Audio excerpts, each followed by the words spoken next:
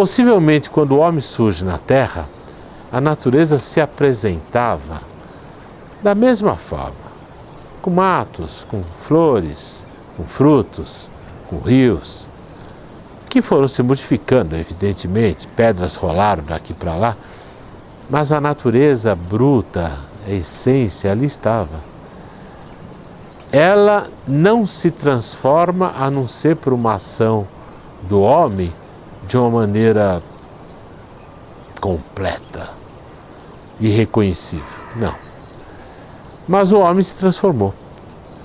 E o homem se transforma a cada momento. O homem se afasta da sua essência a cada momento.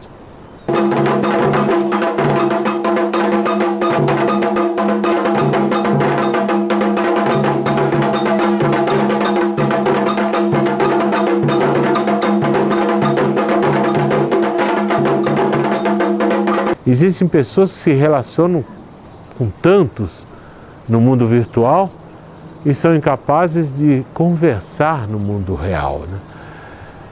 Muitas vezes em consultório, as pessoas vão lá buscando uma ajuda nesse sentido, sem perceber que a desconexão deles da vida é um reflexo da opção que fizeram pelo mundo virtual, pelo mundo tecnológico.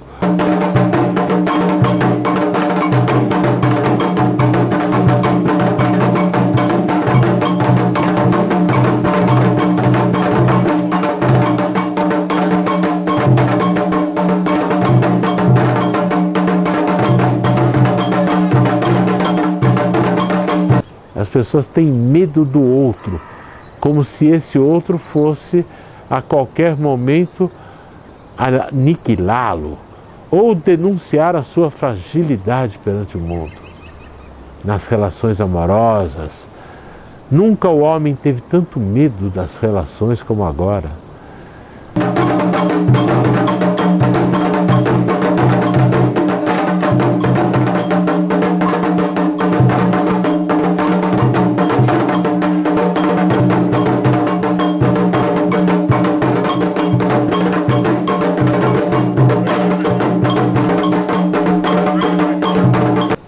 Que o homem tem enlouquecido cada vez mais no seu distanciamento da sua natureza.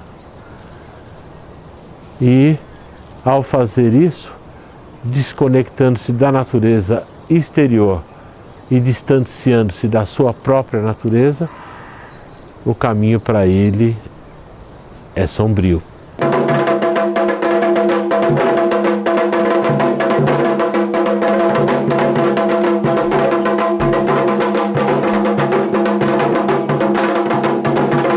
E com tudo que o homem atenta contra a natureza, às vezes vem lá um enorme tsunami e sensibiliza aquele indivíduo totalmente desconectado, cuja vida está ligada tão somente ao que vê na TV.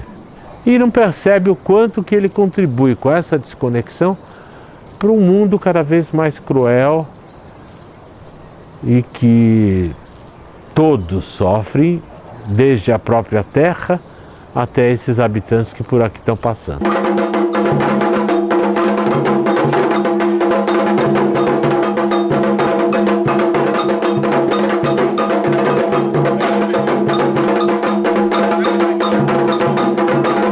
Quando o homem contamina o ar, ele se afasta da natureza. E toda vez que o homem se afasta da natureza, o que eu comentei, ele se afasta de si próprio, ele se afasta da sua essência.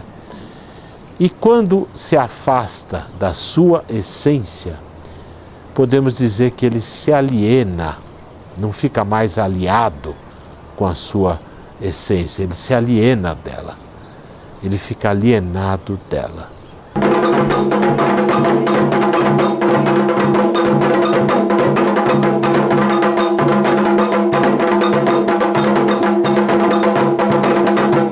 O homem enlouquece quando se afasta da sua essência. E quanto mais se afasta da sua essência, mais enlouquece. quanto mais se afasta da natureza, ele se afasta da sua essência. E fazer o contrário, o caminho inverso, e buscar essa reconexão com a sua porção mais saudável e fazer a conexão com a natureza é o caminho que nos apraz, que nos convida e que nos resta.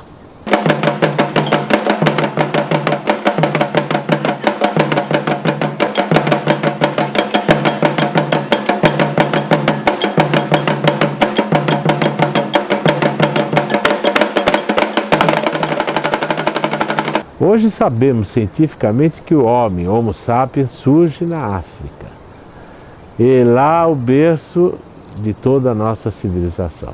Os cultos afro-brasileiros, especificamente, buscam a preservação dessa ligação. Religiões têm esse nome por religar, reconectar, e reconectar aí a essa natureza, né? Então, quando um homem aqui dança para o seu orixá, para a sua representação da natureza, ele está fazendo mais do que um ato pessoal de ligação com o mundo.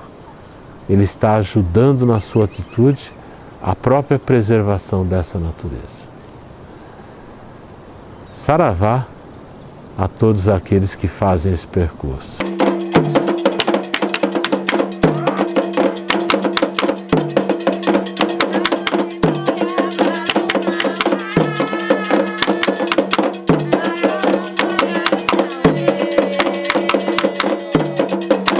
Os orixás são deuses, de religiões de muitos deuses, que é o comum em todas as grandes religiões antigas e tradicionais.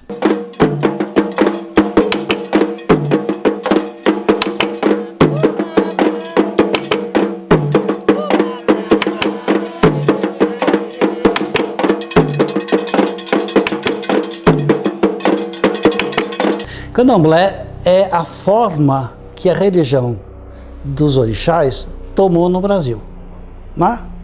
Quer dizer, quando a gente fala de África, há muitas etnias diferentes, muitos cultos, tal, mas em termos de religião, a religião que acabou no Brasil se constituindo como a mais importante de tradição africana foi a religião de um povo chamado Iorubá.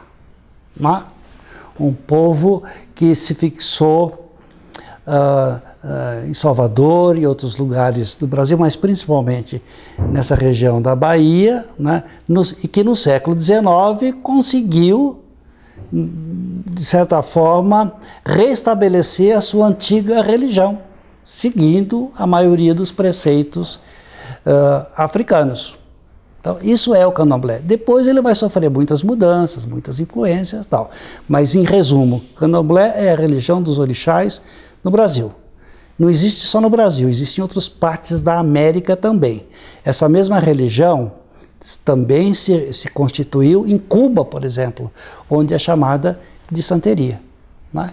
Que é também uma religião dos orixás. Quem são os orixás? Os orixás são deuses. Originalmente são deuses da natureza.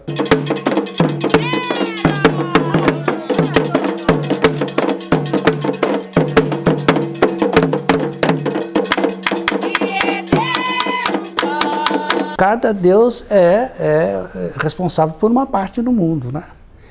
No começo, esses deuses estão todos associados à natureza. Então você tem o deus da água doce, o deus das águas salgadas, o deus do vento, da tempestade, do raio, do trovão, né? Deus da pedra, deus do mato, deus da montanha.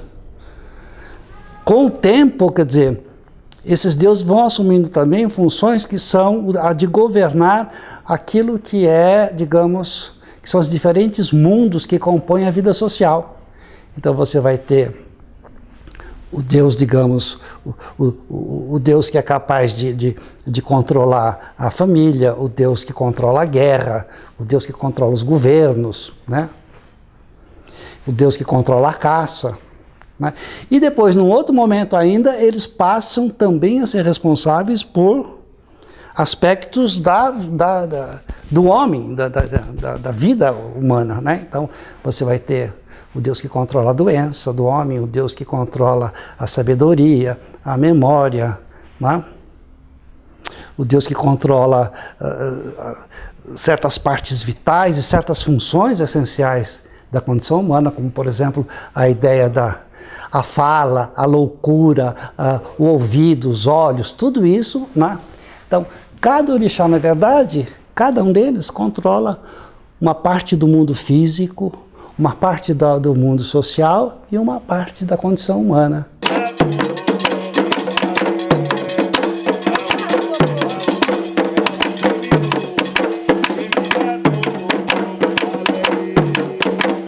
O transe é uma experiência subjetiva, cada indivíduo vai vivê-la de uma forma. O orixá é uma divindade, mas ele é individualizado. Então, por exemplo, Oxóssi me toma, mas Oxóssi toma muitas cabeças. Mas em mim, Oxóssi vai ser o meu Oxóssi, é o Oxóssi do Rodney. Assim como o Xangô do fulano, a Oxum do cicrano e assim por diante. Então, o orixá, ele é um princípio coletivo, mas que em mim ele é individualizado, né? Eu estou emprestando a ele uma parte da minha essência humana. E a minha essência humana é a minha essência subjetiva, é a essência do Rodney. Então, o meu orixá, ele vai se comportar evidentemente, como eu me comporto. Ele vai dançar com as minhas pernas, portanto ele vai ter o meu ritmo. Ele vai se movimentar com as minhas pernas, portanto ele vai ter o meu compasso. Ele vai gesticular com as minhas mãos, portanto ele vai ter os meus trejeitos. Ele vai falar, quando ele fala, com a minha voz, né? Então tudo isso faz com que esse orixá, não só esse transe, mas com que esse orixá também seja vivido em mim de uma maneira subjetiva, né? Então, à medida que esse orixá ele é de certa forma individualizado, ele passa a ter de certa maneira as minhas características. Mas eu também, tomado pelo orixá no momento do transe, vou ter as características do orixá. E é isso que faz com que a coisa seja mágica, né?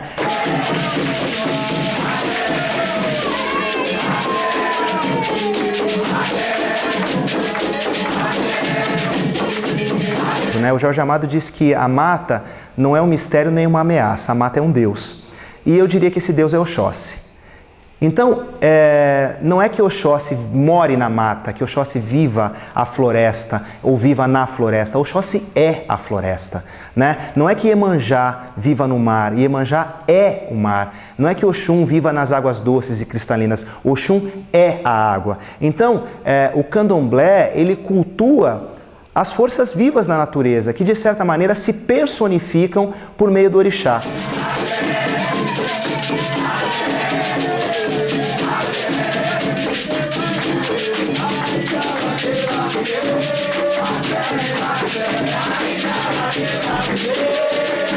A natureza é interpretada no universo da cultura, portanto, sendo o religioso parte de uma cultura, a natureza passa a ser interpretada no universo religioso. Agora, numa religião que basicamente cultua a natureza, você imagina que riqueza de interpretações você vai encontrar. E essa interpretação chega a ser tão rica, tão rica, tão rica, que a natureza se personifica numa divindade.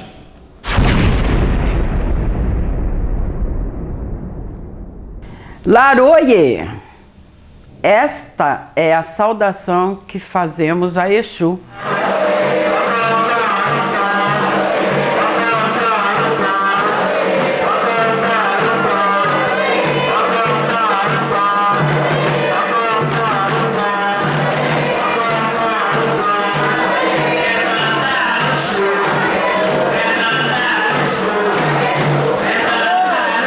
Exu, ele está em todos os cantos do mundo, na encruzilhada, no meio do mato, nas ruas, entendeu? Porque em todos os lugares que você está, você tem que prestar a homenagem primeiro a ele.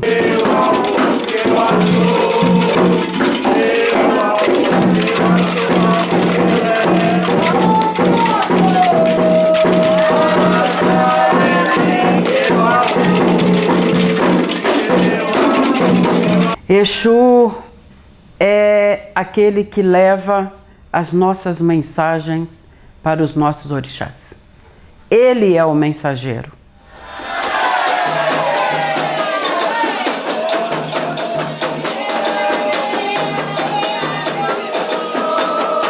Exu é um brincalhão, Exu é aquele herói sem caráter, né? É o espertalhão, é aquele que cria problemas para aqueles que nem sempre seguem as suas regras.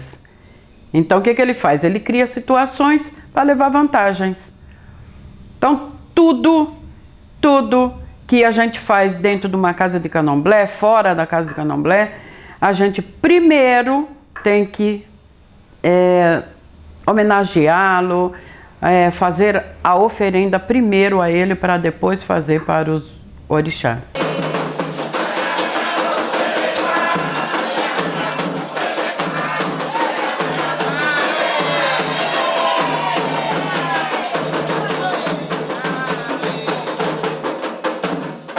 Exu gosta de comer tudo que você der para ele, ele gosta de comer. Mas o prato que ele mais gosta é uma galinha preta com farofa. Essa é a preferência de Exu.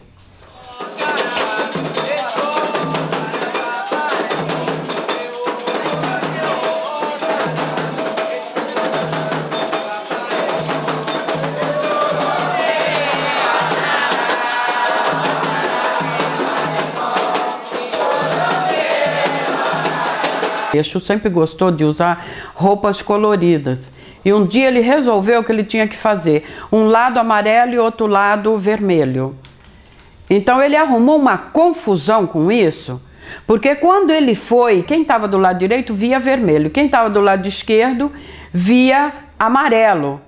Aí quando ele voltou, ele arrumou uma confusão na cidade, porque as pessoas falavam, não, mas ele estava com o chapéu vermelho e com a roupa vermelha. Aí o outro falava, não, ele estava de amarelo. E aí a cidade toda saiu na porrada, porque ninguém se entendeu, porque um viu uma cor e outro viu. E essa é a coisa de Exu. Ele é exatamente isso, ele adora arrumar confusão.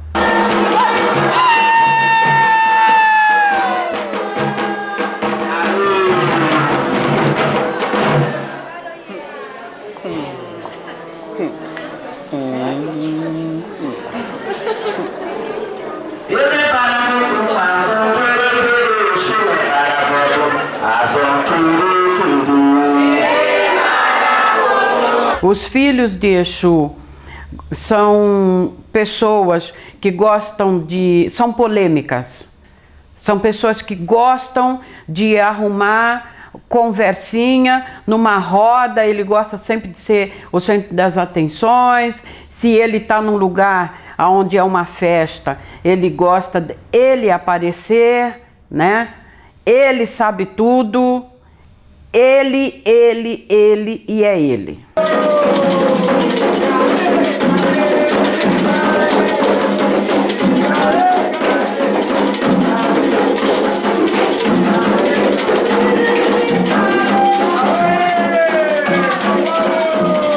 O falo é a ferramenta de Exu, né? Que representa o pênis do homem, né? É a representação do desejo sexual do homem para a mulher, né? É exatamente aquele momento de tesão do homem. Exu está presente.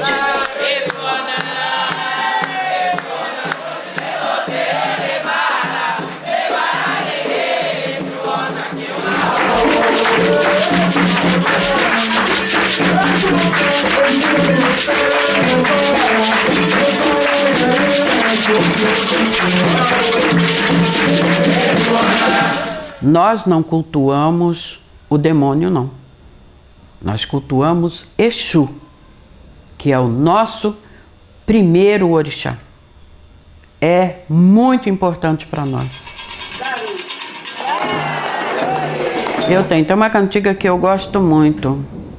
A cantiga de Ei, Baraboa, Gomojubá, Ibacoxé, Exu Barabô, Emojubá, Emode coico, Ibarabo, Agomo, Juba, Elebaré, Chulona.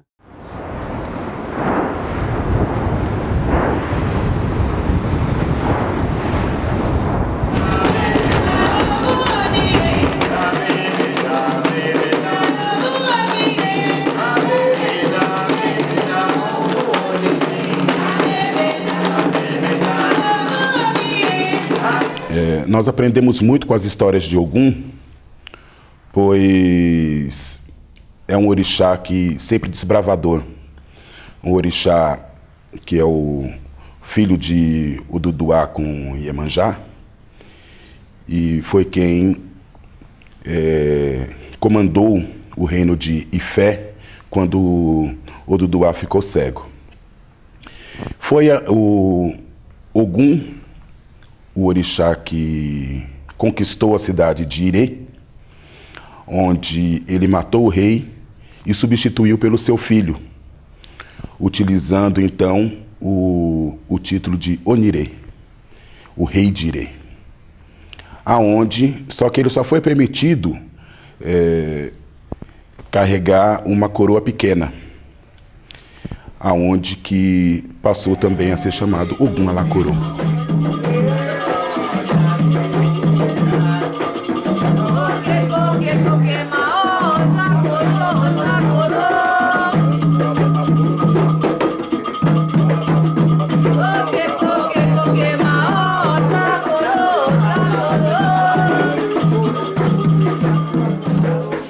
Ogunhê, Patacuri Ogum, Ogunhê.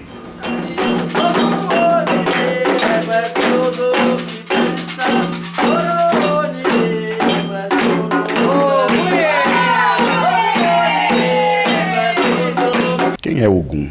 Ogum é o orixá do ferro, é o deus da tecnologia, é aquele orixá que impulsiona tudo o que acontece na Terra, toda a vontade de vencer, toda essa gana de vitória, porque Ogum é o orixá que abre os caminhos. O elemento de Ogum é o ferro e o aço. Então tudo que se relaciona a ferramentas está ligado a Ogum. Esse é o elemento dele. Aonde que Ogum ensinou o homem a forjar a espada, a faca, a pá, enxada, para poder se movimentar com a natureza.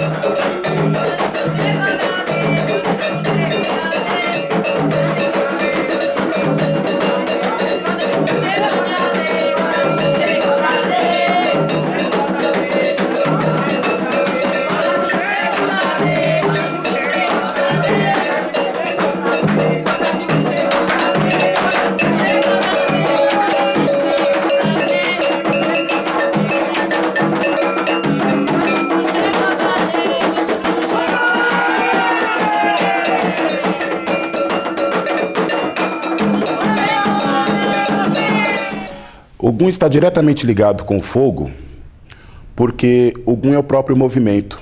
O movimento é quente. A natureza do filho de Ogum é sempre guerrear. São pessoas perseverantes, aquelas pessoas que não desistem nunca. São pessoas que não se prendem a uma pessoa só ou a um lugar. Ele é a própria pessoa do mundo, a pessoa que luta incessantemente até a sua vitória. São pessoas fiéis, pessoas que procuram, na verdade, sempre ser justas. Porque esse orixá é um orixá muito severo. Tanto que nós temos que ter um certo cuidado, inclusive do que pedimos a Ogum. Porque se Ogum julgar injusto, ele se volta contra quem fez aquele pedido.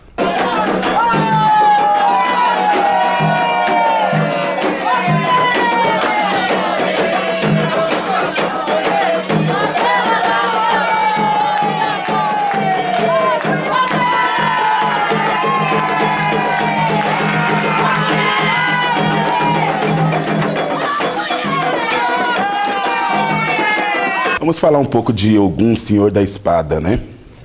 A espada, ela traz uma simbolização de proteção, virilidade, de força, masculinidade.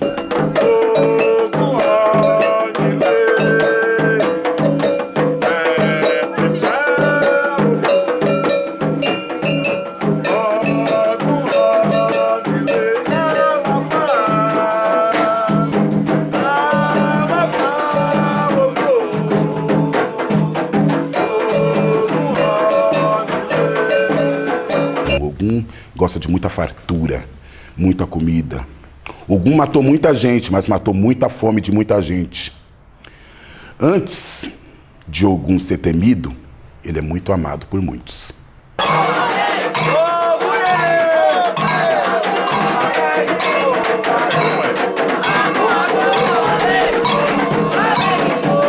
Tudo acontece com movimentos.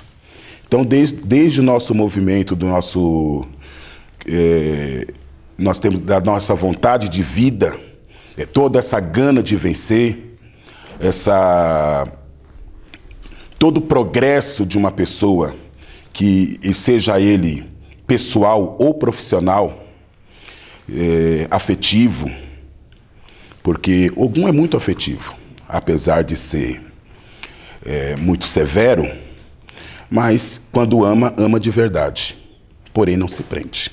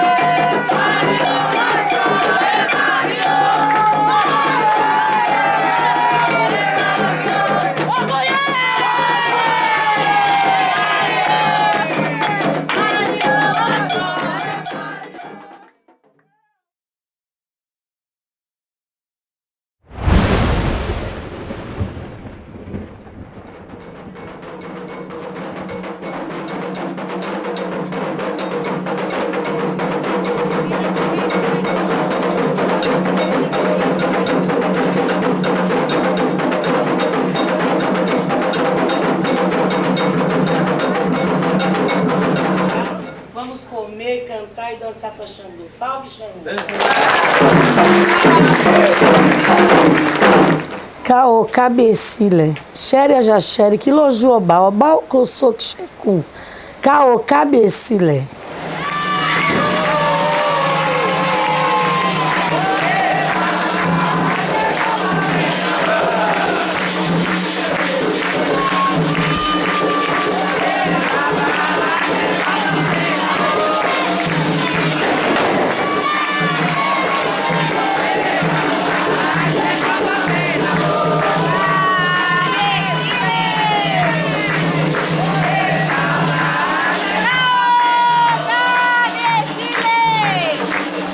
Xangô é um rei da cidade de Oió, onde todas as mulheres foram apaixonadas por ele.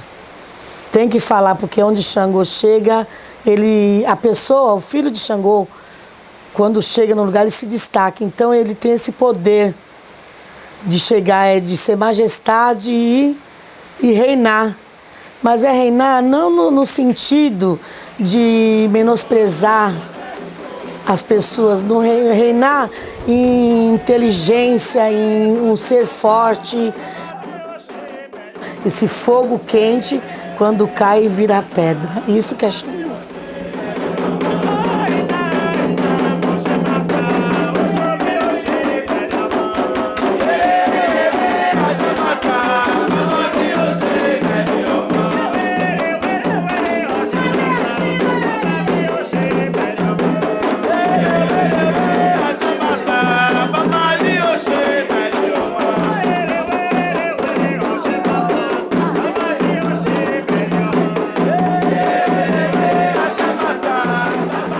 aqui no Brasil, ele é o Senhor da Justiça. Esse poder que ele tem, essa coisa forte que ele tem. Por isso que ele se tornou um rei. Pela soberania, pela força dele e outra pelo amor e pelo coração bom que esse santo tem. Ele é quente, ele é o dono do raio, e ele é o dono do trovão, e ele faz barulho, mas o coração é um dos melhores que tem. É o santo, é Xangô. É o coração bom, porque ele joga a pedreira explode, faz aquele barulho, mas depois acalma tudo, que vem o coração bom que esse santo é.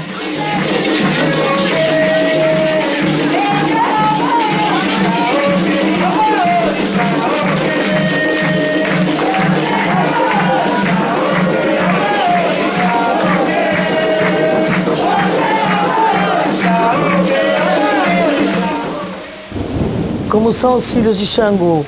Eles são as pessoas assim, alegres e têm esse coração bom, mas são explosivos também, jogam pedra em todos os lados. Mas como eu falei anteriormente, ele tem esse lado de explosão, mas logo vem aquela calma e o poder de querer ajudar, tira do corpo para ajudar as pessoas. Ele tira da sua própria vida para ajudar as pessoas. Esse e outros são justos. Os verdadeiros filhos de Xangô são justos, não gostam de injustiça.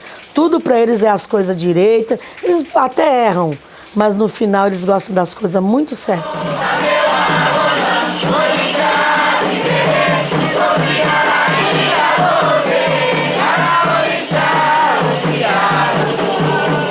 Xangô gosta de comer muito um fruto africano chamado orobô e gosta de comer muito amalá. E Xangô também, como todo rei, gosta da sua mesa farta, gosta de comer muita carne.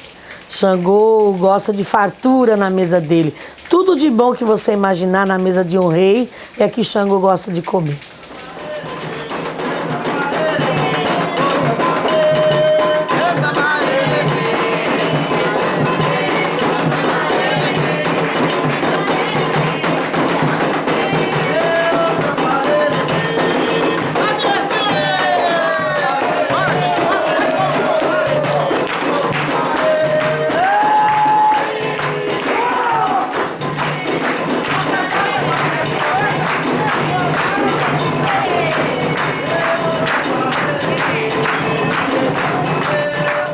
Nós encontramos Xangô na natureza, nas pedreiras.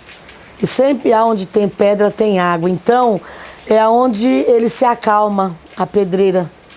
Tem as pedras onde se explode, mas depois vem as águas. Então, ele gosta muito, onde a gente pode reverenciar ele, fazer uma entrega, cantar para Xangô, louvar Xangô, é nas pedreiras. Gostaria de falar assim, é até emocionante porque fui criada por um homem de Xangô. Ele é filho de Airá, mas ele nunca falou só sou filho de Airá. Para ele, Airá representa todo, Xangô representa todos os Airá, representa toda a família. Então eu fui criada. Então esse ser lindo que foi meu pai Pércio e continua sendo em memória de todos os nossos corações. Essa pessoa, ele lutou muito para ter esse axé de Xangô, porque uma coisa sempre aconteceu aqui nessa casa. Eu tenho 49 anos esse ano que eu estou junto com ele nessa casa, nesse axé. Então, não pode fazer nada para Xangô, porque aqui se faz e aqui se paga. Então tem a justiça divina, a justiça de Deus, mas tem a justiça de Xangô. Então, o que eu posso falar é que eu amei meu pai e amo muito. E foi muito bom ser filha de Xangô e continuo. E essa casa, Ilê Alaquetu, Axé Irá. Essa casa vai continuar e permanecer, sendo sempre casa do nosso pai Xangô.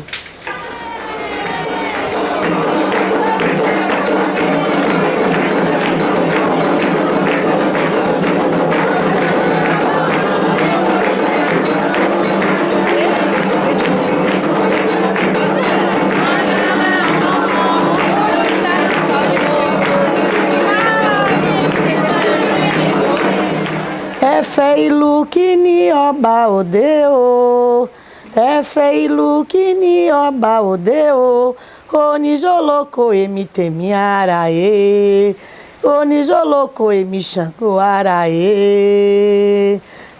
Ilu que ni oba odeo, ilu que ni oba odeo, oni joloko emi temi araê, oni joloko emi Xangô araê. Caô cabecile, egilaxe bora, caô cabecile, oba osso que xe com xere jaxere, que loju oba, que Xangô abençoe o mundo e que dê, como umas palavras que meu pai sempre falava, que ele consiga direcionar, sabe, os presidentes para acalmar mais o mundo, colocar mais rumo na vida de todo mundo. É isso que meu pai sempre falava e é uma verdadeira. Tem que ter seus diretores com a cabeça no lugar. E Xangô, que é justiceiro, tem que estar sempre junto com todos. Caô cabecile.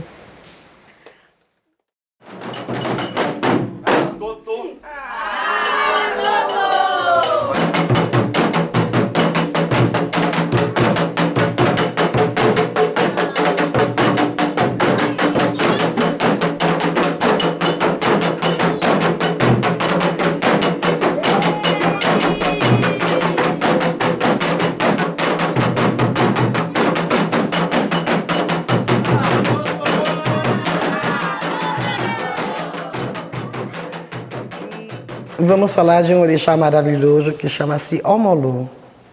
A Totô, a Juberô, a Jambelebelé, Raro Raro.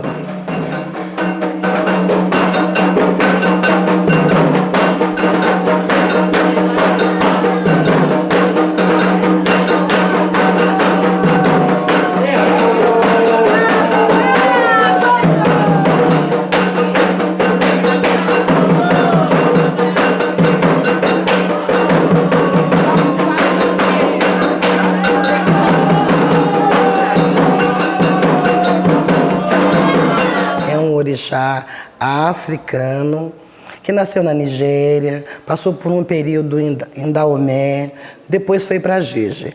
Então é um orixá da saúde. Ele nos ajuda, se recorremos a ele, se tivermos algum problema de pele, algum problema de estômago, algum problema de saúde. É a Obaluaê que a gente faz a referência, que a gente dá a comida e pede para ele vida e saúde. Mas quando a gente precisa de uma terra para qualquer coisa, é a ele que a gente invoca. O sol representa ele.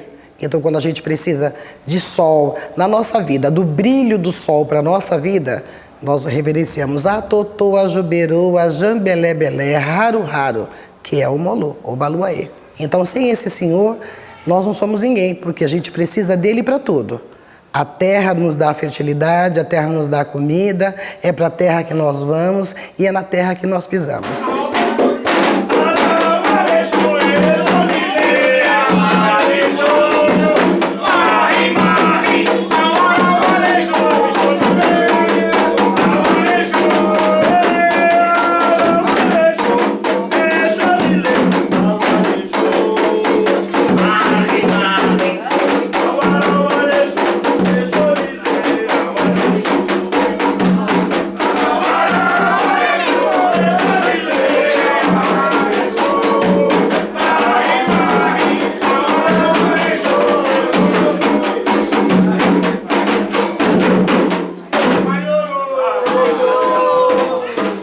Então ele tem uma vestimenta de palha, que é para cobrir aquela beleza maravilhosa dele, que é o sol. Então ele representa o sol. Tanto é que é um orixá que a gente faz as coisas para ele durante o dia, enquanto o sol está forte.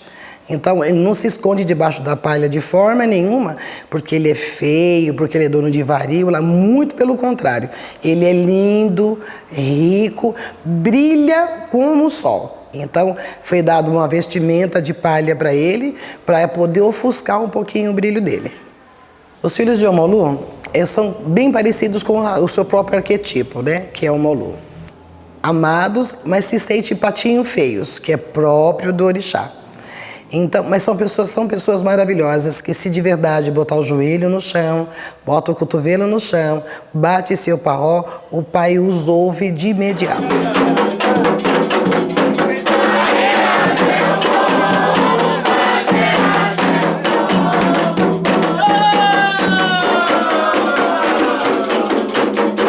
são diversas, mas a que ele mais gosta é pipoca.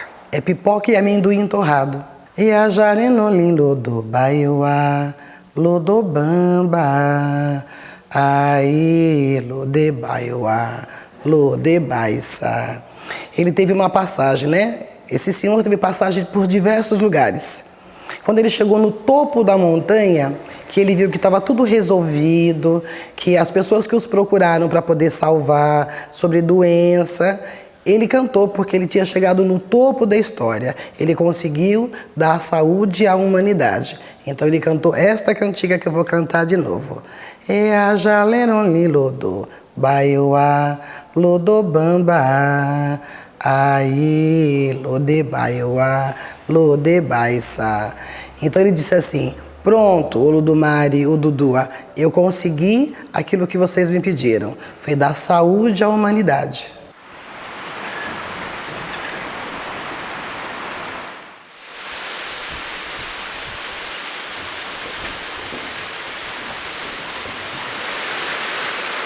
Oke, arole ode koke maior simbinambori, xabambi ode laburi. Oke, pi, arole ode.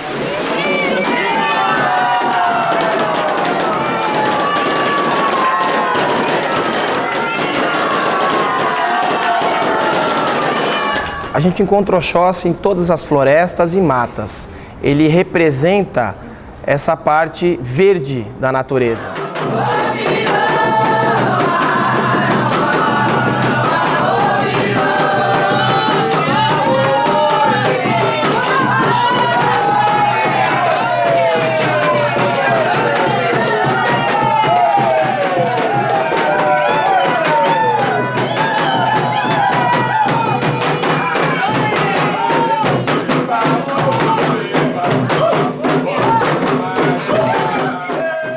Filhos de Orixá Oxóssi são pessoas muito dinâmicas, são pessoas bastante extrovertidas, são pessoas alegres, são pessoas de pé, são pessoas fiéis, são pessoas até um pouco tidas como metidas, são pessoas bastante comunicativas, mas são pessoas também que, dependendo do que acontecer, são pessoas que estão até vingativas. São pessoas que têm objetivo, quando ela quer, ela vai atrás, ela não tem medo de se arriscar e são pessoas também que não gostam de rotina, são pessoas que gostam de estar sempre em movimento, porque o Oxóssi é esse movimento. Ele sai para caçar, ele sai para buscar os caminhos para onde a aldeia dele, se quiser se mudar, pode ir para um lugar que ele achou, que tem segurança, que tem caminho, então ele é responsável por toda essa transformação.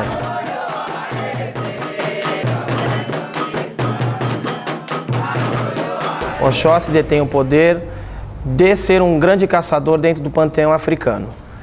E dentro dele existe a mata, que juntamente com o Ossanhe, ele cuida das folhas, das árvores e das florestas.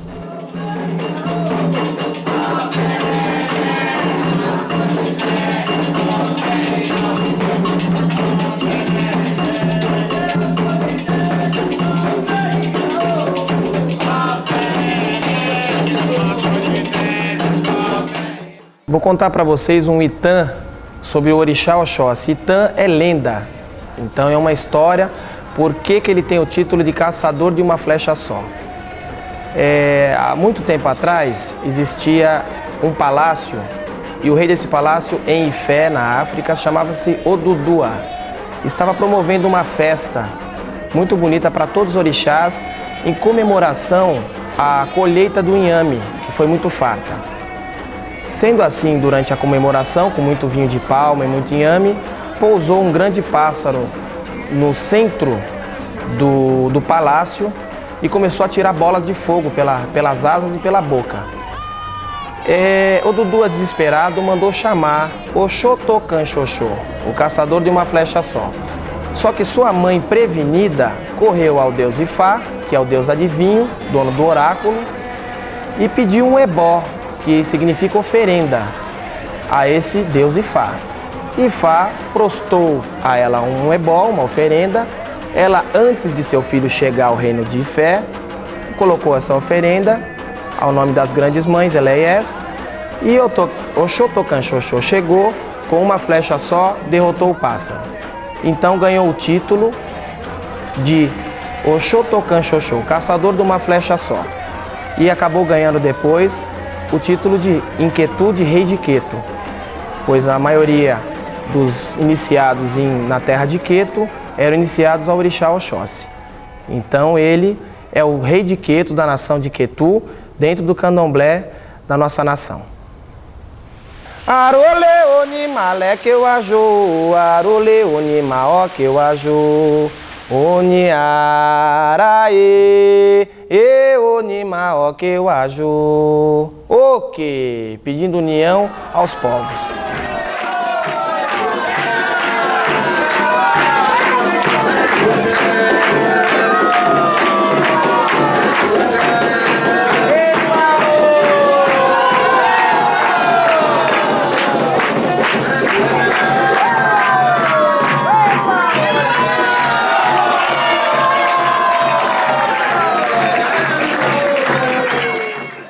Então eu costumo dizer que orixá é o ar, orixá é uma peça, orixá é uma folha, orixá é uma gota de água, orixá é um suspiro, orixá é um pulsar do coração. Orixá é a essência de tudo dentro da natureza e da vida da gente.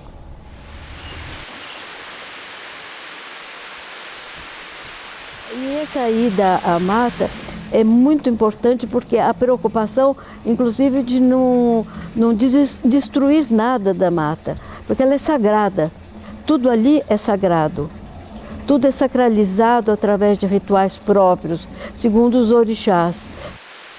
Coci-Euê, Coci-Orixá. Sem folha, não há orixá. E a gente, dentro da nossa religião, tudo que vai se fazer, a gente precisa das folhas. E as folhas, né, a gente busca dentro das matas, aonde mora Ossan. Ossan é o dono das matas. E a bebê a bebê mi bó. E a bebê a bebê mi bó. E a bebê a bebê a bebê mi bó.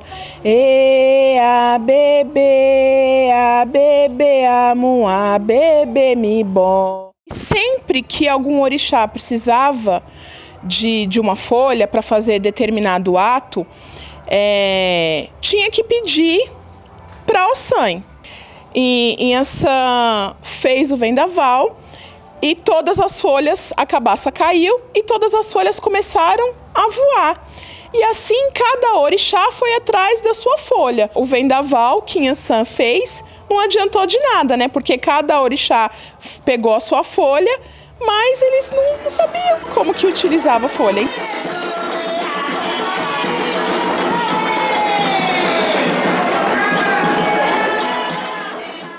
A gente pode representar o orixá através de qualquer instrumento, desde que a gente consagre aquele instrumento e a gente acredite que ali tenha uma força.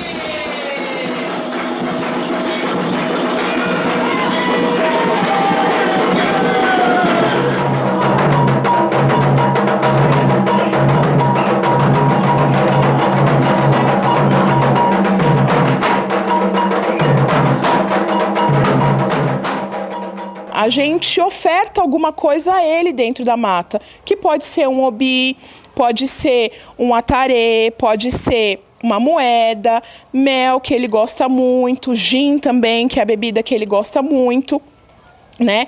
É dessa forma que a gente oferta ao Ossan, que a gente agrada ao Ossan para que a gente possa colher as folhas que está dentro da floresta dele.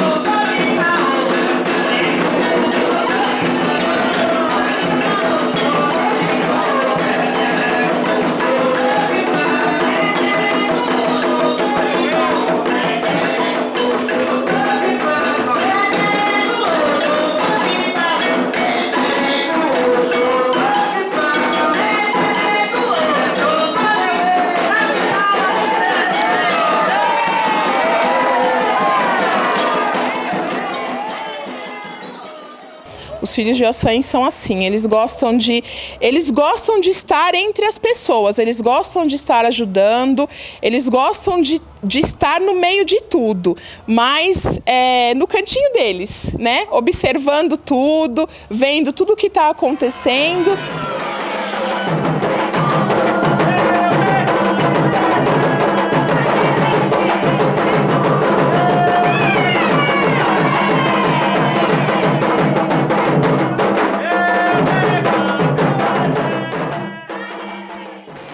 É o Deus das folhas, para quem não sabe, é um orixá, Deus das folhas.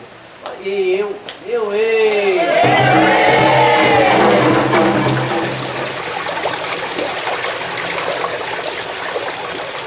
Abodudu, na Mata Escura. Odô só é o rio quem fala? Que o rio também fala. O barulho do rio, a queda da água, né? Abodudu, odô só. Na Mata Escura é o rio quem fala? Que Niossoró, quem está falando? Ró, é o barulho do guiso da cobra. Entendeu? Abodudu, odó só, que Niossoró, todo mundo.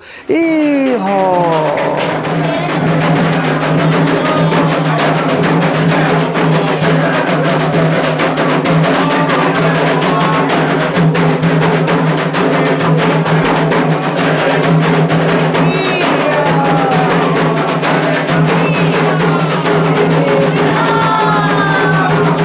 Euá é um orixá, é uma mulher bonita, linda, mulheres geralmente de rara beleza, independente de raça, de cor. Uma cobra foi o pai de Euá. Então por isso que tem essa coisa mística, quando ela queria se esconder, ela se transformava em cobra.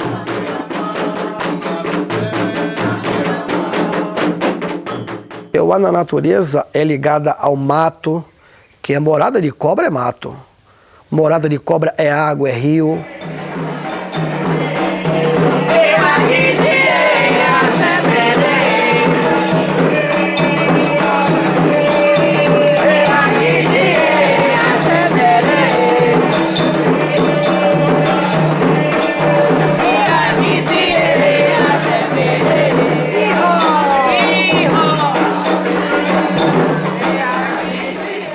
Então é assim, não se deve confundir Oxumaré com Euá. Cada um tem a sua história, cada um tem a sua tribo, o seu mito. Então, Euá só se manifesta em mulher, Oxumaré, ao contrário, pode se manifestar em homem ou mulher.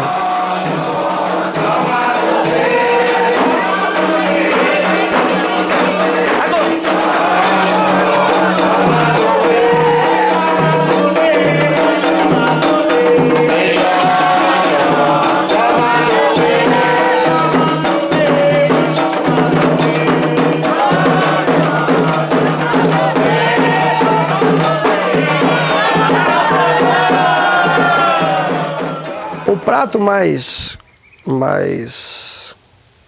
oferecido ao Euá se chama Eué. O Eué, que é o feijão fradinho torrado. Após a abolição, muita gente foi embora muita gente, outras já ficaram aqui, porque já tinham constituído família e tudo.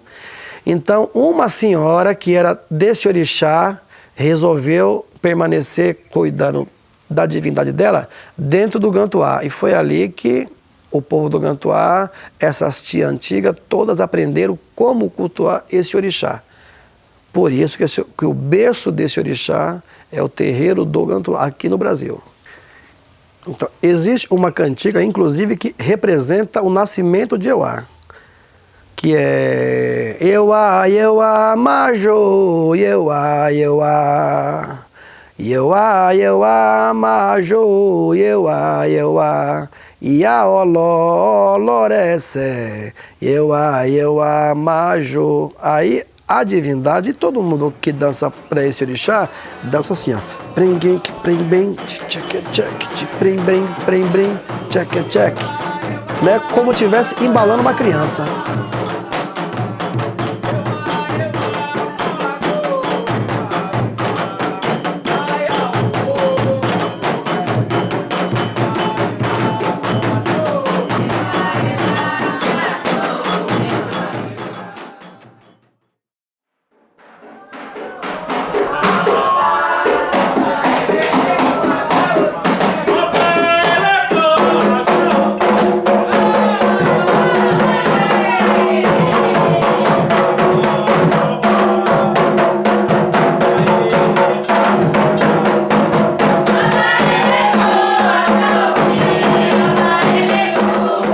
Ajaoci, Oloba, Omoba, Sabaileco, Ajaoci.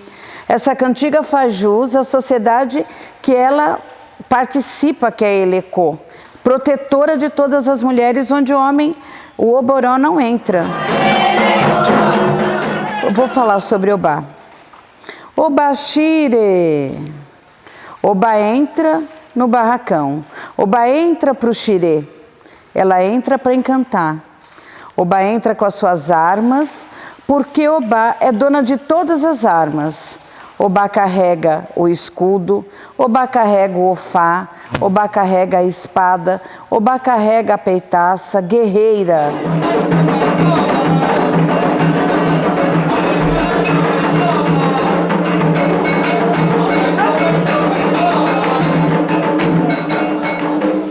Obá, ela vem colocando a guerra na frente. Ela é dona da guerra, ela é a patrona da guerra. Ela guerreia com Oxóssi, ela caça com Oxóssi, ela guerreia com Xangô, ela guerreia com Ogum. E ela é a esposa de Xangô.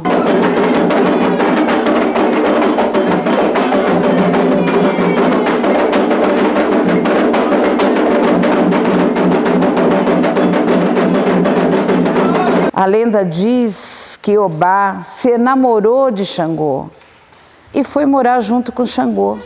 E deixou de ser a guerreira, deixou de ser a amazona. Então Oxum disse para ela: você vai precisar de cortar a orelha para mostrar para Xangô que você consegue fazer um ato tão justo para ele. E foi isso que ela fez. E imediatamente Xangô não gostou também. Xangô achou que não era bom.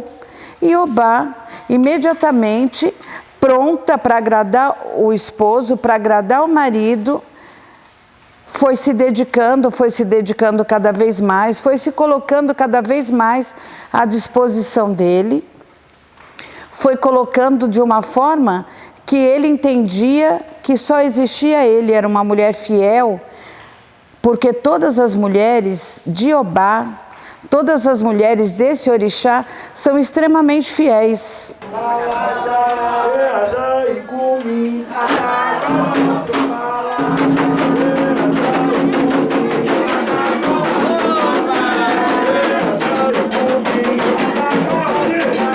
Obá recebe todos os axés, assim, entre ervas, entre folhas, que são super importantes para que esse orixá se caracteriza de uma forma masculina quase, que é Obá.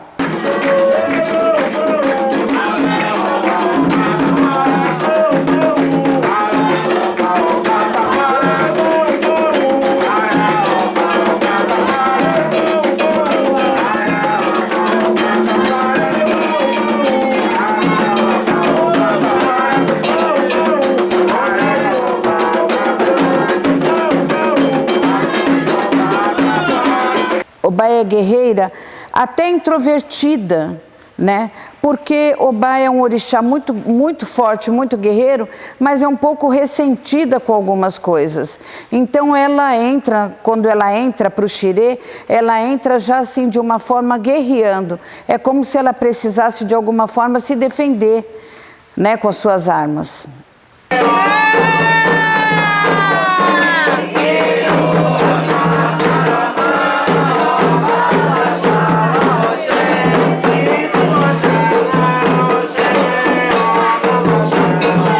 Obá é a protetora das mulheres.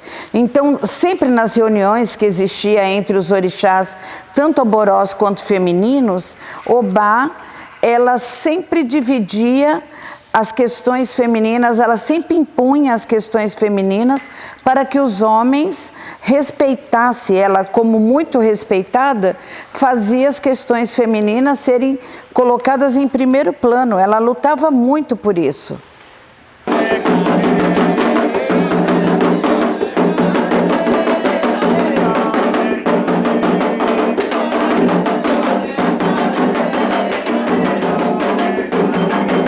Que Obá triste chorou bastante e se tornou um rio, o rio Obá.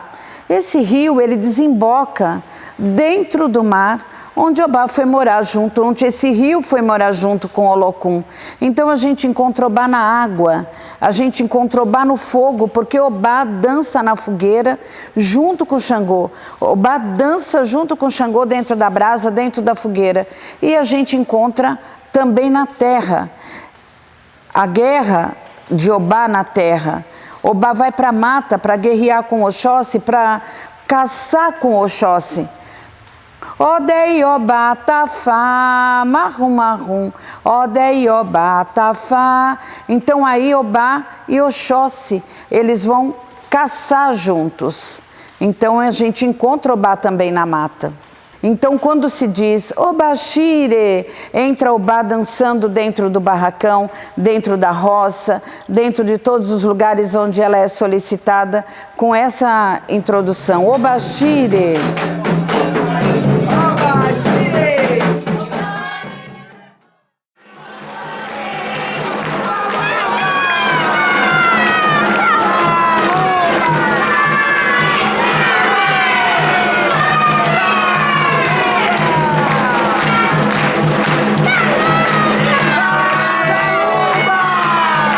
Saluba, nanã, saluba. Ebeji, nanã, iuá. Obala, uô, lobo, xenxé. Ebeji, nanã, iuá. Obala, uô, lobo, xenxé.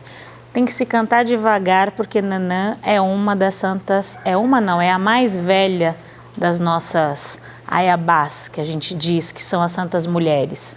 Então, com ela é tudo bem devagarinho.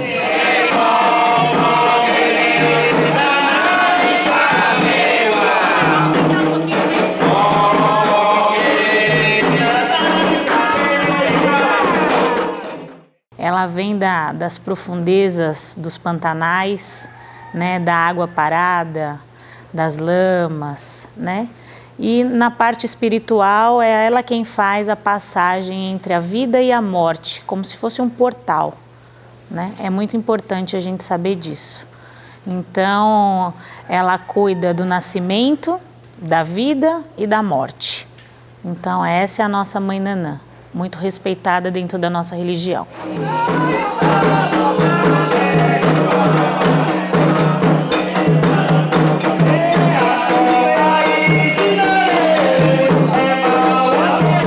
Nanã é uma das santas mais velhas, como eu já havia dito.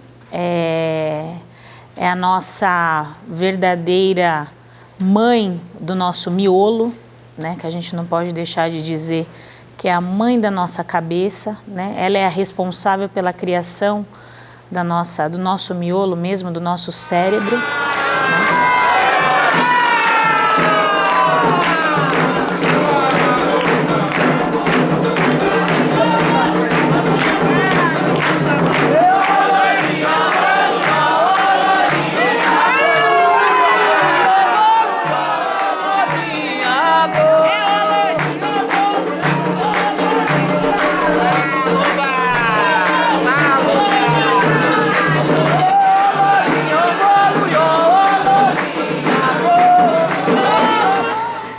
Nossa Mãe Nanã gosta de comer, que é importante a gente comentar, feijão fradinho, frutas, mostarda, que é uma das principais, junto com o figo, que é uma principal fruta da nossa Mãe Nanã, flores, né?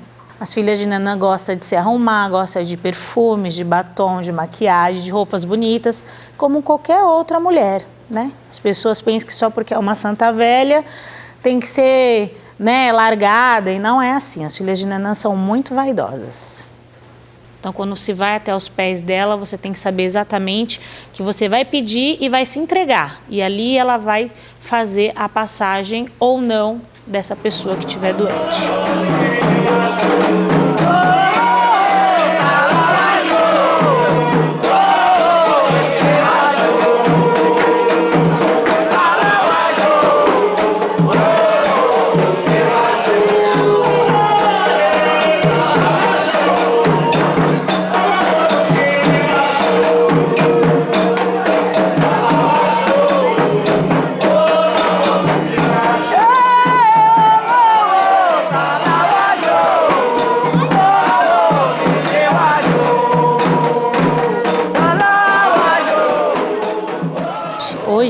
Hoje, Nanã está muito presente na minha vida, porque hoje eu estou grávida de gêmeos, né? E ela faz parte hoje da minha história, né? Sou filha carnal de uma filha de Nanã e hoje eu tenho aqui 2 bebezinhos que Nanã eu tenho certeza que vai transportar em todos os momentos, na vida, no nascimento, na vida, até o dia que eles cumprirem a missão deles aqui na Terra.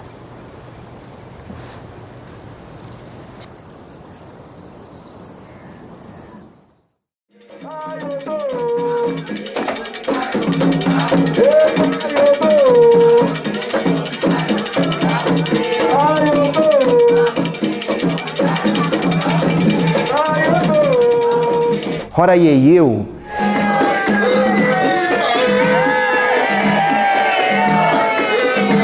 Na saudação de Oxum já está a palavra mãe, né? E a tradução dela é mãe da doçura, né? Mãe da doçura, mãe da benevolência, né? Portanto, Oxum guarda em si o princípio e o grande valor da maternidade.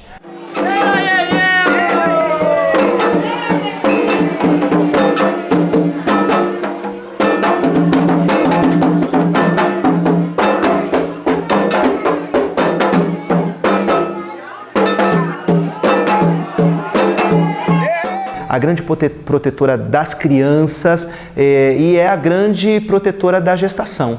Então, o Oxum, enquanto princípio da vida, ela dá conta de todos esses valores. Ela dá conta desses valores, mas ela dá conta também de outras questões que também são importantíssimas para a sobrevivência do ser humano, né? Que ser humano vai sobreviver sem água?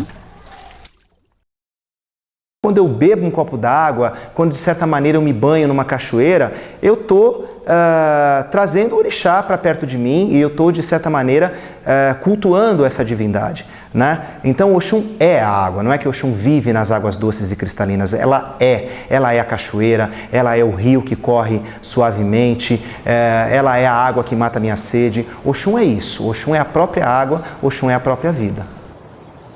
Assim como a água corre suave, né? Às vezes um rio corre suave, né? Mas você não pode se enganar com essa aparência suave, com essa aparência doce. Portanto, você não pode, às vezes, né, se deixar levar por essa doçura aparente dos filhos de Oxum. Eles são muito firmes, muito decisivos, né, nos seus pontos de vista, né? E às vezes, assim como o rio esconde correntezas, como o rio esconde perigos atrás dessa suavidade, às vezes os filhos de Oxum também escondem uma certa agressividade atrás da sua doçura. E o rio não volta, né? Você não muda o curso da água. Portanto, um filho de Oxum, quando ele tira uma pessoa da vida dele, por exemplo, não tem como essa pessoa voltar a fazer parte da vida dele, né? E ainda que ela volte, nunca vai ser a mesma coisa, porque nunca se pisa o mesmo rio, né?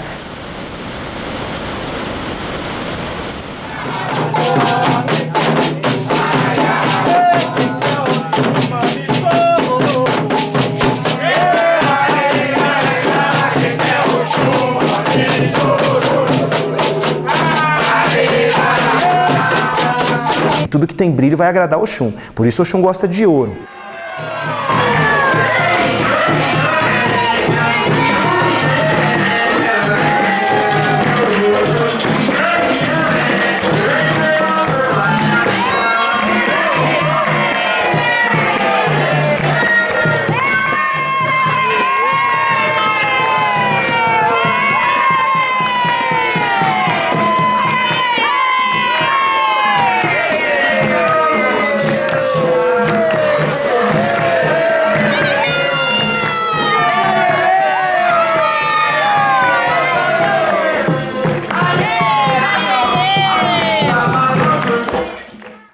Abelolaro, Irauaro.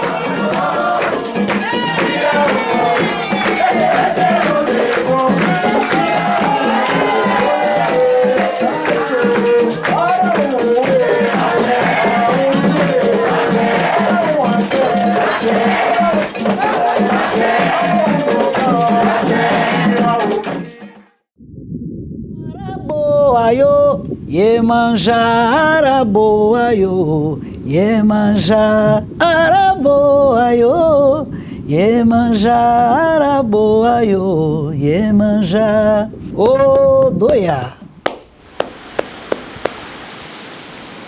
Uma coisa que eu gosto muito de fazer é quando eu vou à praia, antes de colocar o pé na água, eu chego na areia, olho para o mar e bato palma para Iemanjá.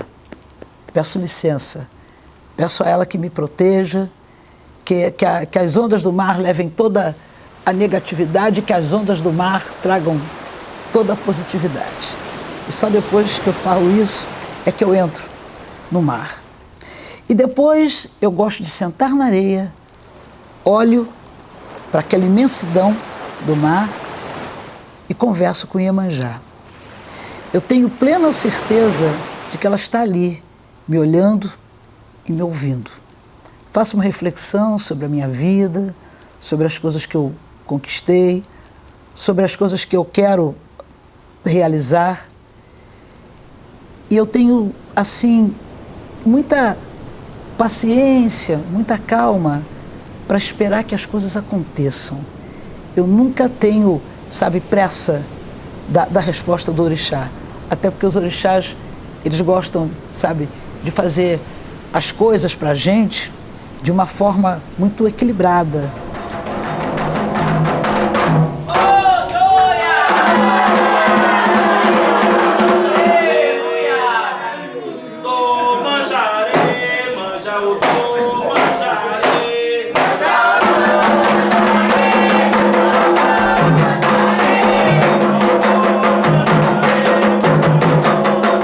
Eu tenho muita consciência de que o que está determinado pelo orixá vai vir ao seu encontro.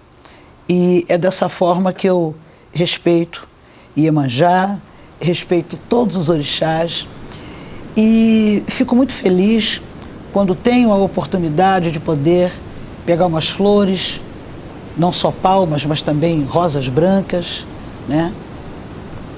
Comprar um perfume, de preferência um bom perfume, entregar para Iemanjá.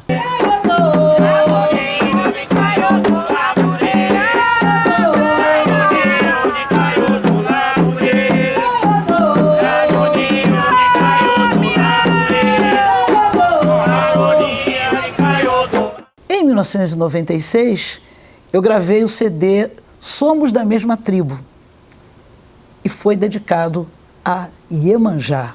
Odoiá! Odoiá! Odoiá!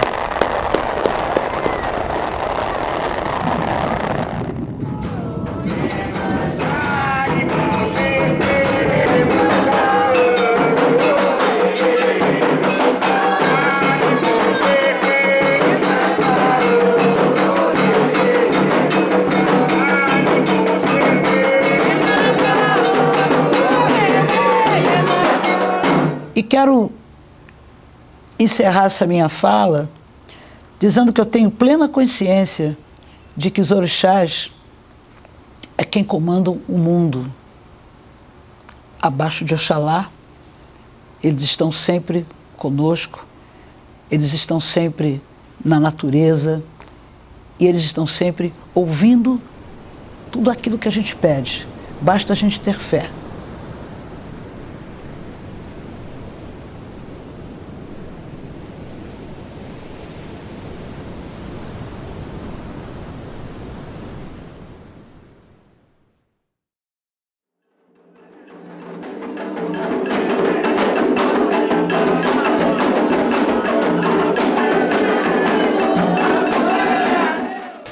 Yansan, ela é quase o ar que a gente respira, porque Yansan é dona do vento, ela é dona da brisa, ela é dona da garoa, ela é um orixá que ela tem que ser muito respeitada, porque da mesma forma que quando está aquele calor, que aí vem o vento, aquela brisa que ameniza o calor e que apazigua um pouco a gente, na fúria dela ela pode ser o mesmo vendaval que destrói casas. Então, o poder de Yansan ela é muito grande na natureza. E a grande representação dela é o vendaval. Por isso que a gente canta assim, a fulelé adeu, a fulelé adeu, a fulelé, olha injebebe loqueurum, a fulelé adeu, a fulelé, olha bamba, loia, a fulelé, que diz que ela está chegando com um grande vendaval. Então é um orixá que a gente tem que respeitar muito por causa disso. O poder dela sobre a natureza é muito grande.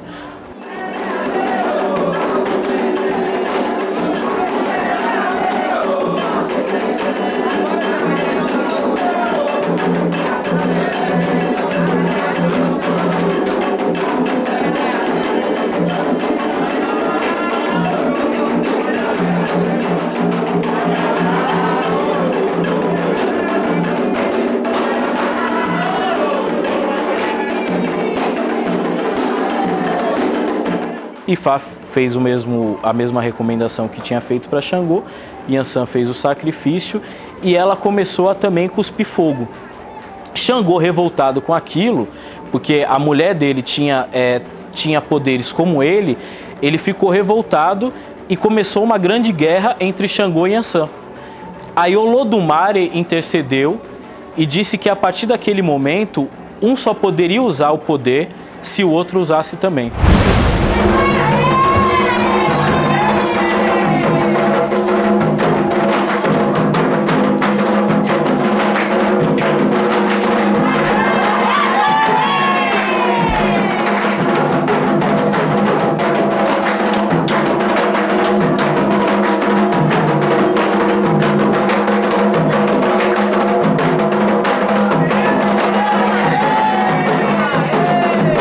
Ojemito, que oia o, ojemito, que oia, okuta uerewe, ojemito, que oia. Oiá, que é Yansan, e Okutá, que é a pedra do raio, que é o maior símbolo de Xangô. Então essa cantiga diz que os dois andam sempre juntos, que é em lembrança dessa história.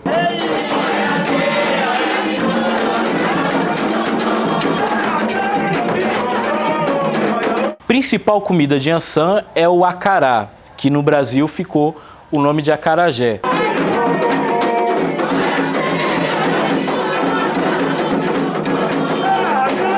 Aí tem a cantiga que Yansan sai, uma cantiga muito representativa de Yansan, porque é a cantiga que fala dos acarajés também, né?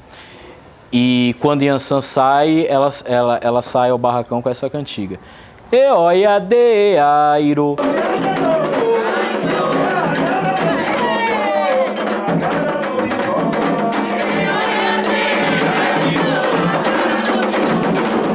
Tá dizendo assim, Oiadê, Yansan está chegando com Mariô.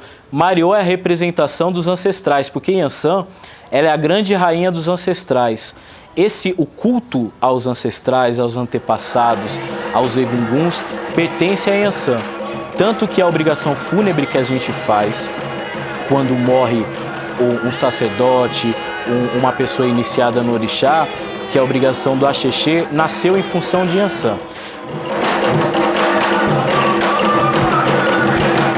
E Yansan dança, até a forma que ela dança empurrando algo, ela simulando como se estivesse empurrando algo. E na verdade ela tá afastando os eguns de dentro de casa, os espíritos das pessoas que já morreram. Oiá é um orixá, minha mãe, ela é um orixá guerreiro, é sensual. Ela, em certas horas, ela é meiga, tem outras horas que ela é violenta, né? E os filhos dela, os iniciados, são da mesma maneira. Ela é tão forte como o búfalo e tão suave como a borboleta. Eu agradeço ao meu ori todos os dias por ter podido me iniciar em Oiá, minha mãe.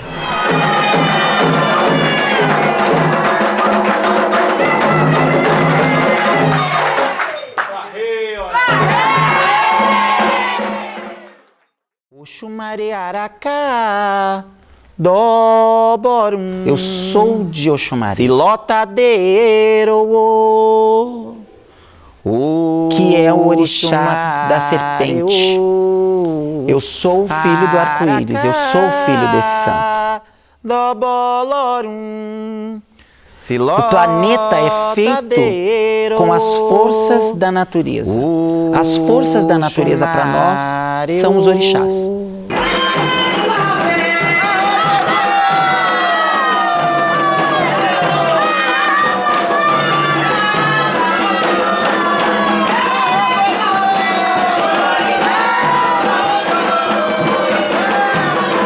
Se Oxumaré é o arco-íris, quando ele está no céu, é uma visita que o orixá se mostra para nós. Nós usamos os símbolos, como eu estou aqui com essa serpente, como eu tenho meus fios de conta, como eu estou aqui com meu alacá, minha roupa. Nós acreditamos que isso é uma representação para nos ajudar a ficar mais próximo.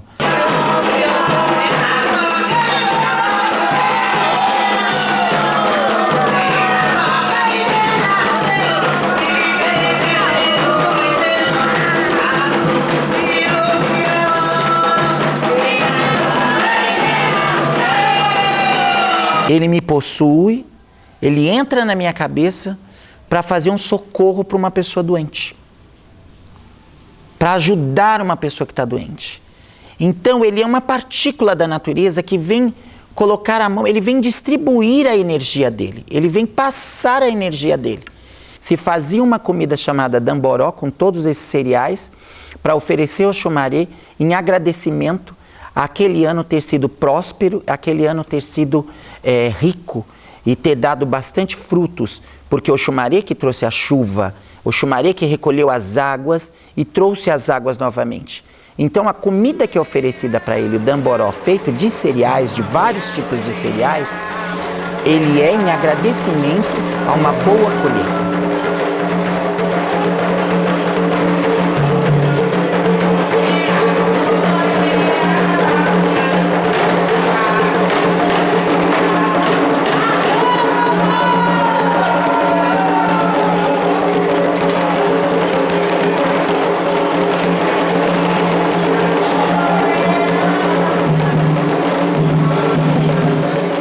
Este orixá, ele traz, até mesmo na sua forma de dançar, quando ele mostra o céu, quando ele mostra a terra, quando ele mostra a cabeça, quando ele mostra os olhos, quando ele mostra o nariz, quando ele mostra a boca, quando ele mostra a união, quando ele dança o bravum, que isso aqui é a união, quando ele se cruza da cabeça aos pés, mostra os dois lados do corpo, o Otum e o Ossi, quando ele se balança, quando ele mostra a vida, quando ele mostra a morte, o nascimento e o dia que a gente vai embora, que ele dança, ele está mostrando que nós, seres humanos, precisamos de uma forma muito inteligente valorizar e acreditar nessa natureza que foi nos dada de presente.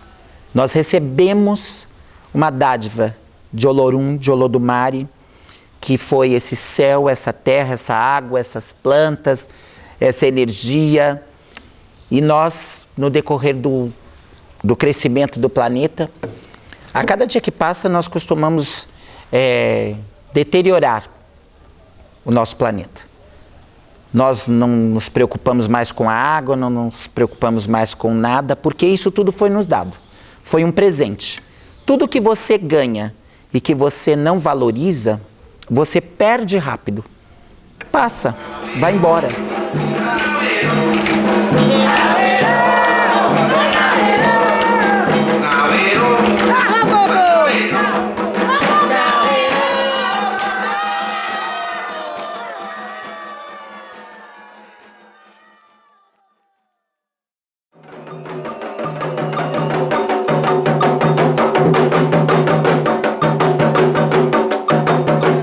Tem 10 anos que nós trouxemos a muda da árvore de Iroco, de Salvador, e plantamos aqui. E durante esse tempo foi conservando, né? Só em oferendas de boa, tudo, até ela tomar um tamanho adulto, né? Para que a gente pudesse fazer os devidos assentamentos.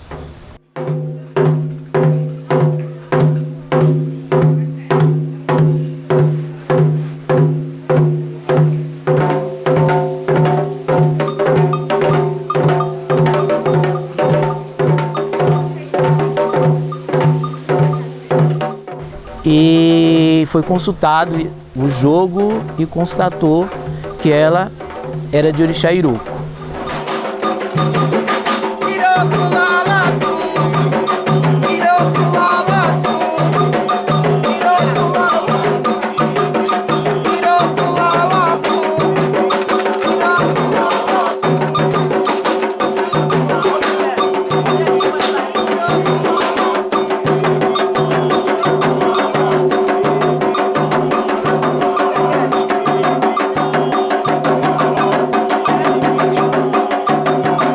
Começamos a preparar as coisas para ser iniciada em Iroko e fazer os fundamentos, plantar os axé de Iroko na árvore que nós cultuávamos já só com ebô.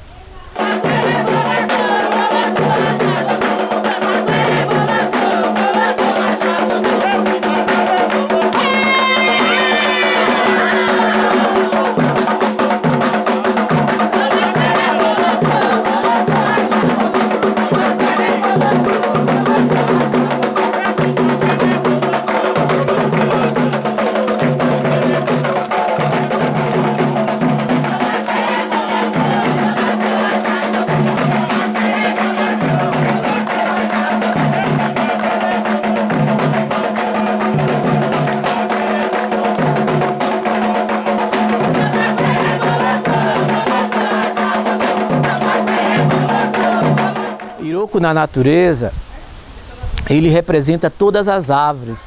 Ele é Babaigui, o pai das árvores, né? Ele é o pai da botânica, ele está ligado totalmente à medicina.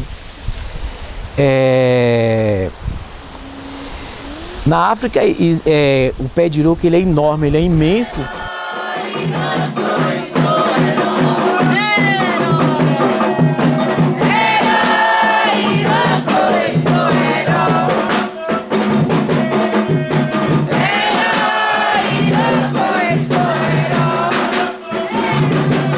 Não tinha como a gente não ter Iroko aqui no axé, porque tem todo um contexto dessa coisa de natureza, de árvores. O babá e guia aqui na roça é uma coisa que a gente tem um carinho muito especial. A gente tem vários babaigui. Tem babaigui Iroko, tem babaigui Dankô, tem babaigui Odan, tem babaigui Bugê.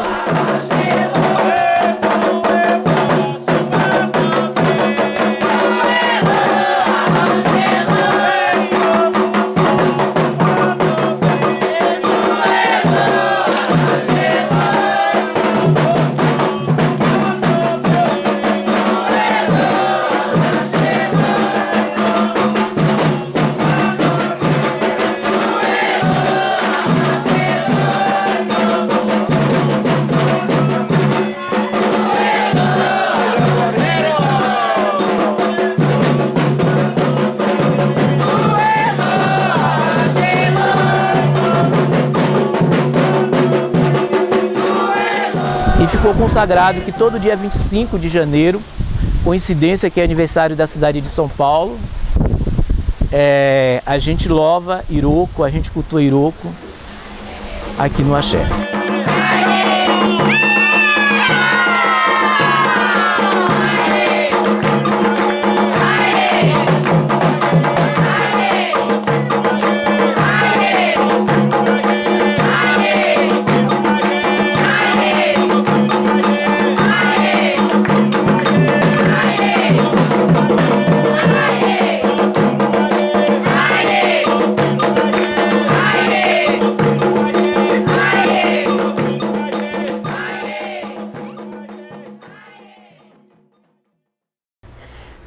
Ifa Oxeô, Djenguelé.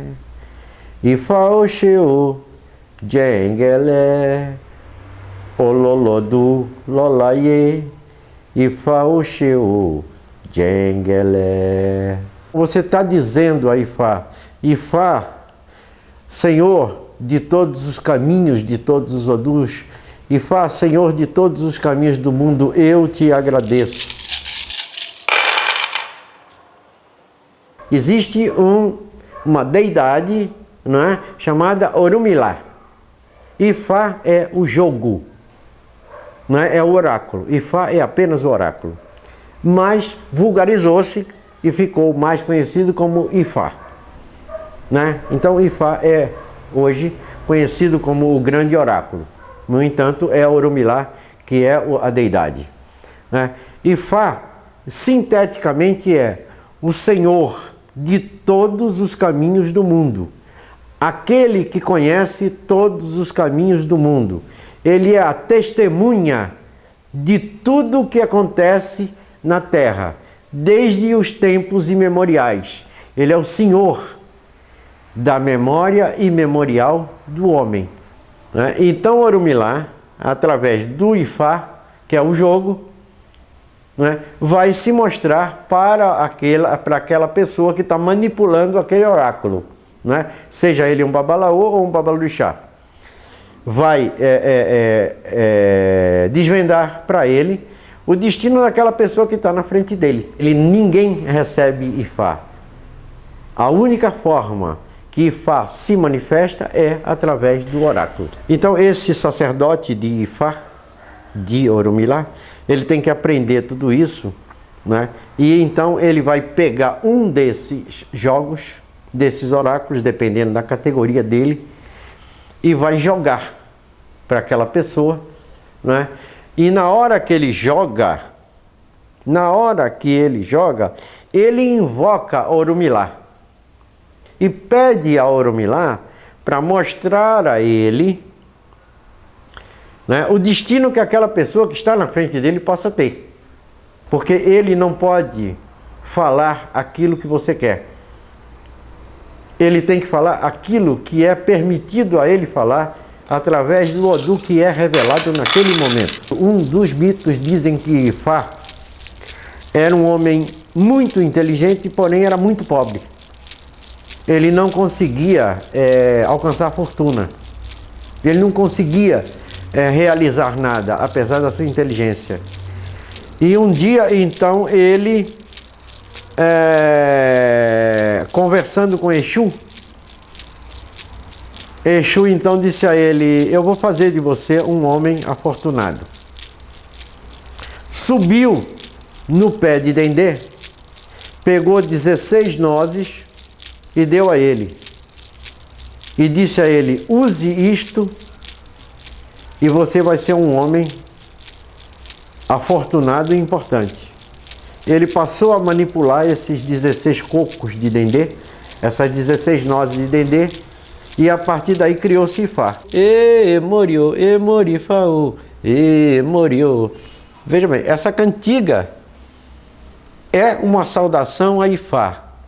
Você está dizendo literalmente, e moriô, minha cabeça, minha cabeça. E moriô, e morifaô, a minha cabeça é de Ifá. E morifaô, meu ori, minha cabeça é de Ifá. É isso que quer dizer essa cantiga. Você entendeu? Então essa cantiga está no Brasil há alguns séculos. Veio com os escravos, mas ela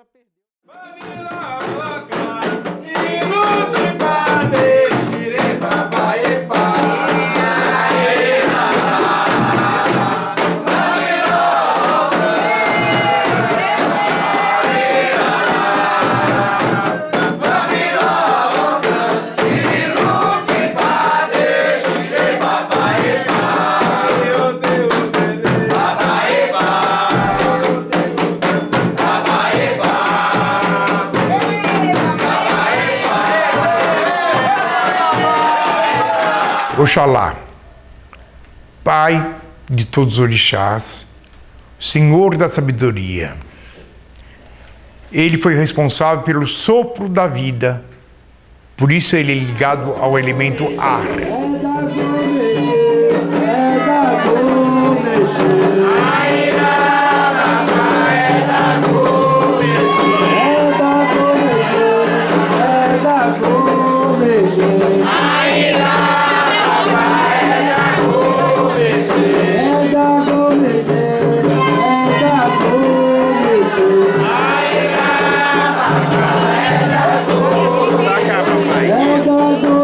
Oxalá também foi consultar Ifá porque ele queria visitar seu filho, Xangô, no reino dele.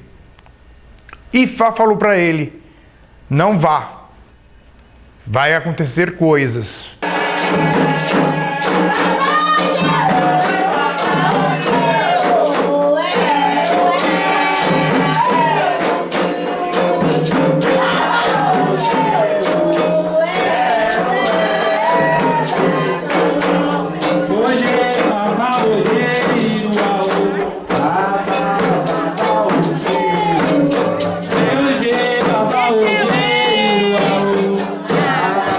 Mas eu quero ir, então vá preparado.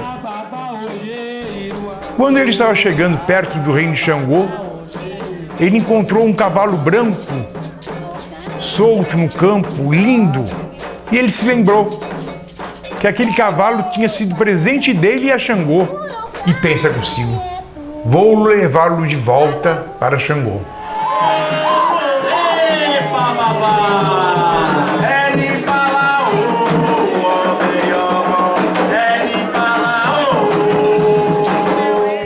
Mais para frente, ele encontra os soldados de Xangô, que ao ver Oxalá carregando aquele cavalo, pensou que fosse o ladrão que tinha roubado. Prenderam Oxalá. Oxalá ficou calado, porque Ifá já tinha o avisado. Passados 7 anos, Oxalá preso,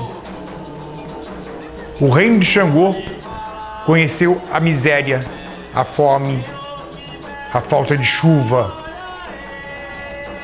Xangô, preocupado com o que estava vendo, mandou chamar o Babalaô para consultar o Ifá. No jogo do Babalaô, Ifá respondeu, existe um homem preso nas suas cadeias, inocente. Xangô mandou levantar quem era o inocente que estava preso na sua cadeia. Quando trouxeram Oxalá a Xangô, Iemoja, mãe de Xangô, reconheceu Oxalá. Meu filho, esse é seu pai, Oxalá. Xangô ficou muito triste por ele tinha feito. Mandou trazer, tragam águas para lavar Oxalá. E se deu uma festa em homenagem ao Oxalá. A fartura do reino voltou.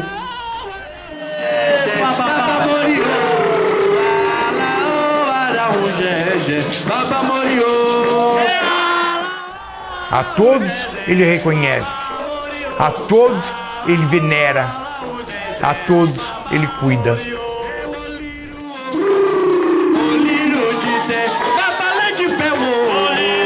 O nosso luto não é preto, é branco.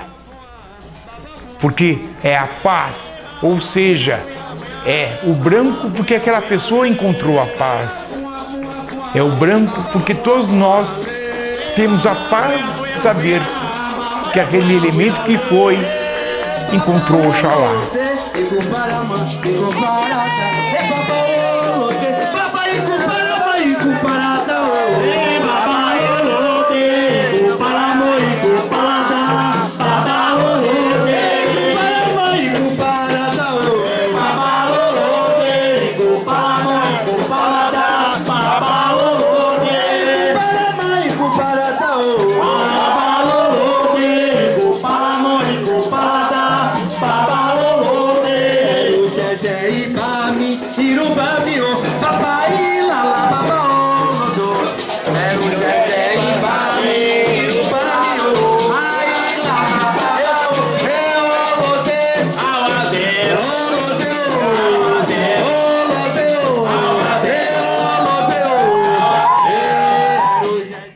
Então a primeira coisa é esse ritual de cultuar e despachar Exu para que ele propicie uma boa festa e um bom ritual para todos.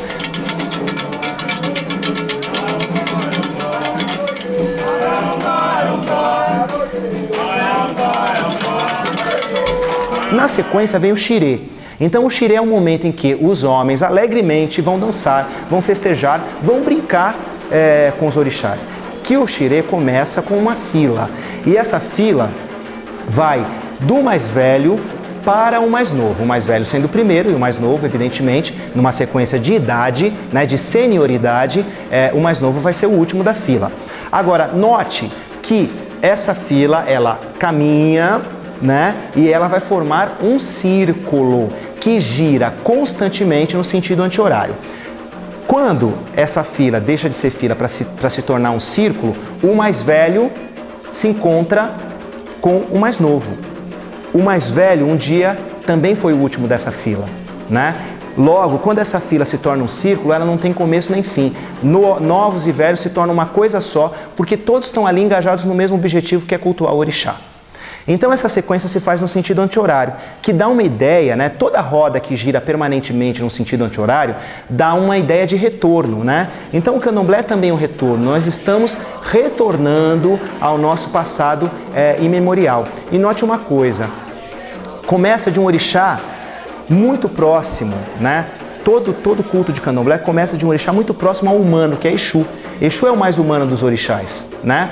E ele sai de Exu, passa para Ogum, que representa a conquista, que representa a guerra. E assim vai numa sequência até representar Oxalá, que é a própria criação. E criação é a origem.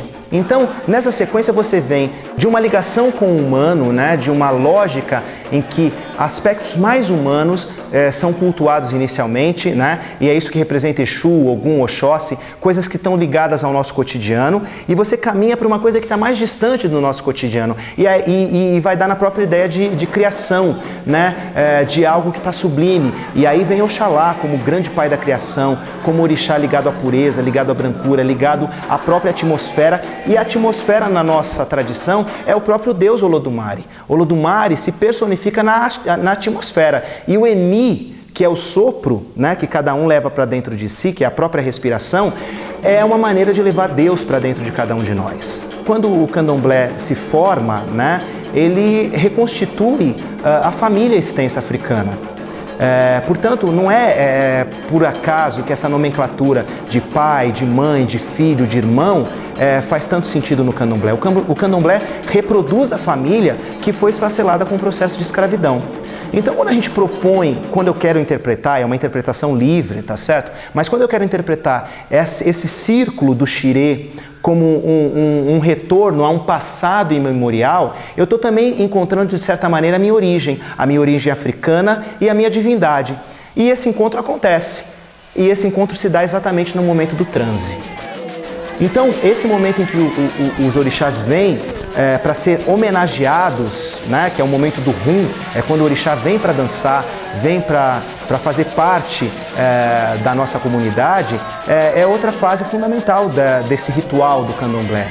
E aí vão se entoar cânticos específicos, cantigas que lembram a guerra que aquele orixá travou pelo seu povo, pela sua cidade, pela sua aldeia, ou mesmo a caçada, o momento da caçada, o momento em que Oxum embala o seu bebê que ela acabou de parir, o momento em que Inhansã afasta as influências negativas, enfim, vários momentos, e um momento sublime em que Oxalá, por exemplo, vem caminhando suavemente, apoiado no seu Opachorô, né, e traz esse momento sublime da criação de todos os homens e de todo mundo, né? E isso é o sentido da continuidade. Nós acabamos de cultuar a nossa origem, nós fomos até o universo da criação, nós nos comunicamos e nós fizemos parte desse universo sagrado. Mas Oxaguian retoma para si a guerra, ele toma a espada e vai para a guerra do dia a dia, que faz parte do universo de qualquer pessoa e que faz parte, mais ainda, do universo das pessoas que estão no candomblé, que geralmente são as pessoas mais discriminadas, que mais sofrem com a exclusão e que mais sofrem com a discriminação e com o preconceito.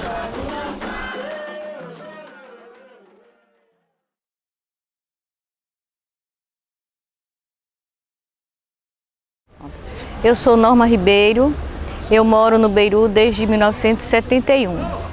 E fui iniciada no candomblé de Manuel Rufino, no Ilê Tomimbocum, em 1973.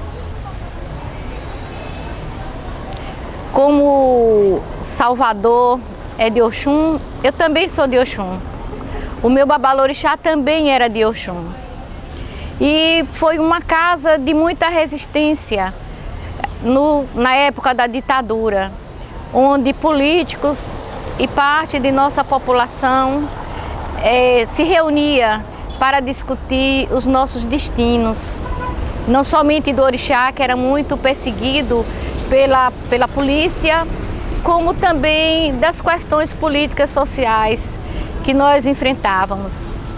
E eu tenho assim uma grande lembrança da primeira invasão que ocorreu no Beiru, onde eu liderei essa invasão, e que quando a polícia foi para nos colocar fora, com a maior das violências, eu peguei os atabaques lá do Candomblé e em plena encruzilhada, onde hoje é conhecido como Alto do Macaco, nós tocamos os atabaques em pleno meio-dia.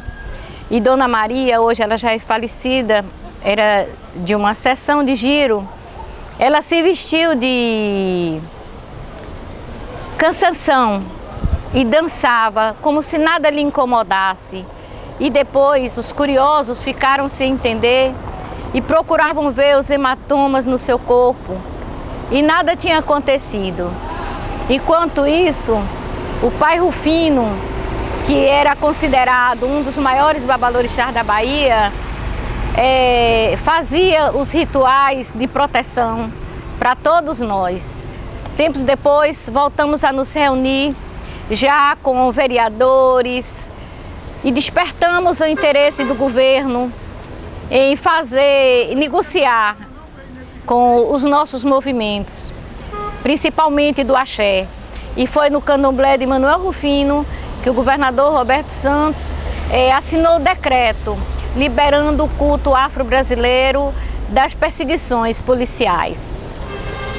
E a partir de aí foi somente alegria e a liberdade de cultuarmos nossas entidades, preservarmos o nosso meio ambiente, que é o lugar sagrado das nossas oferendas, né? Os rios, para o pessoal de Oxum, a água salgada e as matas. Isso é muito importante, isso revitaliza as nossas forças, porque como nós sabemos, a nossa força está no universo e o universo é a natureza.